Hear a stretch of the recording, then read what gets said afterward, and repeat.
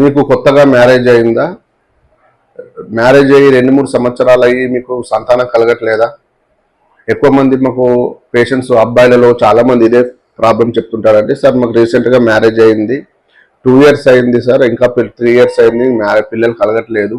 రీసెంట్గా మేము కొంచెం టెస్ట్ చేయించుకుంటే సెమిన్ అనాలిసిస్ టెస్ట్ చేయించాము, స్పర్మ్ కౌంట్ తగ్గిందండి, మోటిలిటీ తగ్గిందండి అంటారని.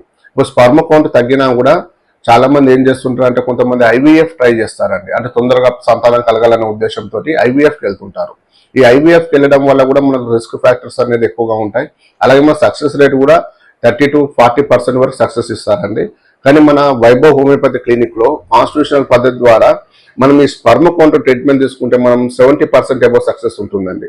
అంటే నా దగ్గరకు వచ్చిన కేసెస్లలో ఇప్పుడు మనకు వాళ్ళ 20 million కౌంట్, 10 million కౌంట్ ఉన్న వాళ్ళకు చాలా ఫాస్ట్గా పెరిగిందండి, కౌంట్ పెరిగి సంతానం కూడా కలిగింది. అలాగే మనకు ఒక 0 million కౌంట్ ఉంటుంది, అజుస్పర్మియా కౌంట్ అంటాం. ఇలాంటి వాళ్ళకు కొంచెం టైం టేకింగ్ ప్రాసెస్ ఉంటుంది. కాబట్టి మనకు వెరికోసిల్ ప్రాబ్లమ్స్ ఉన్నా, వాళ్ళకు హైడ్రోసిల్ ప్రాబ్లమ్స్ ఉన్నా, అలాగే సెక్సువల్ ప్రాబ్లమ్స్ ఉన్నా, ఇవన్నిటిని కరెక్షన్ చేసుకుంటూ వాళ్ళ స్పర్మ్ కౌంట్ పెంచుకుంటూ మెడిసిన్స్ ఇవ్వడం అనేది జరుగుతుంది.